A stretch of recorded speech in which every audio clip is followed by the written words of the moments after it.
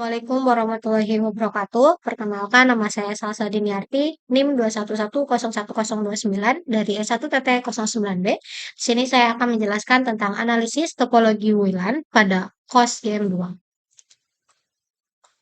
Yang pertama yaitu di sini ada topologi WLAN sendiri di COS GM2.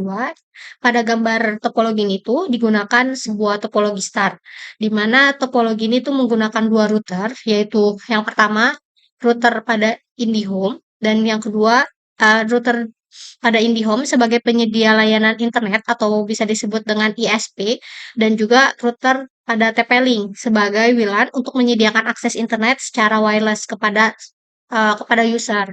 Nah, di sini untuk perangkat yang terhubung pada routernya sendiri, pada router TP-Link-nya sendiri, yaitu ada dua, di mana yang pertama yaitu laptop Lenovo, dan yang kedua yaitu smartphone Realme C31.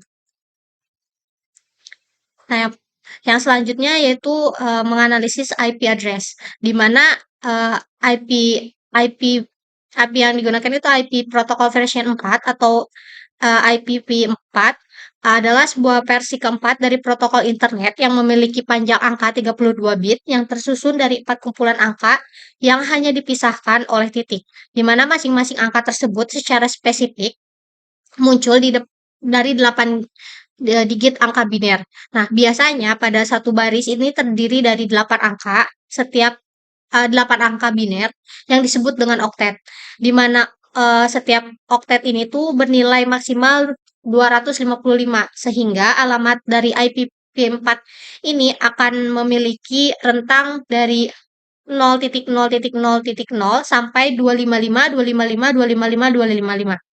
Di mana secara umum versi IP address yang satu ini tuh dipakai sejak internet pertama kali muncul dan mulai sering dimanfaatkan secara komersial.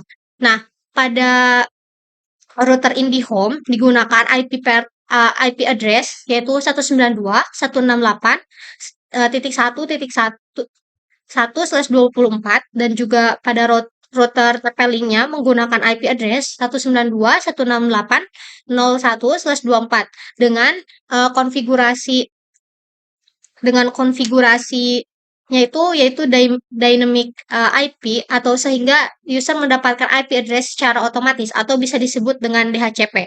Nah, pada IP address pada laptop yaitu menggunakan IP 192.168.0.103/24 dan IP address pada smartphone yaitu 192.168.0.100.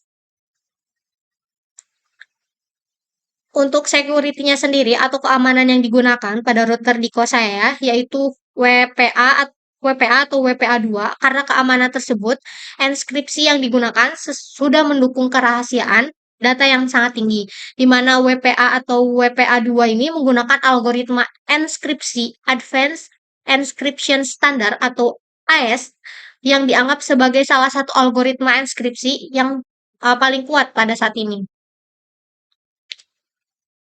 Nah, untuk traffic bandwidth di sini, eee, didapatkan hasil analisis traffic bandwidth terhadap lalu lintas data pada jaringan untuk memahami pola kebutuhan pengguna. Nah, pada analisis ini saya menggunakan acuan penggunaan traffic bandwidth dari user laptop saya, karena pada akses point TP-Link tidak memiliki fitur penggunaan traffic bandwidth.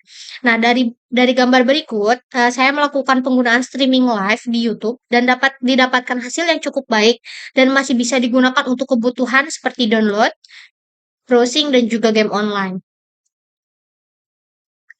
Untuk kesimpulannya, dapat disimpulkan bahwa kualitas yang dihasilkan dari jaringan kos saya memiliki kualitas yang cukup baik dan mampu digunakan dalam kebutuhan sehari-hari, namun terkadang terdapat paket loss yang mengakibatkan jaringan tidak stabil. Mungkin itu saja penjelasan dari saya. Kurang lebihnya mohon maaf. Terima kasih. Wassalamualaikum warahmatullahi wabarakatuh.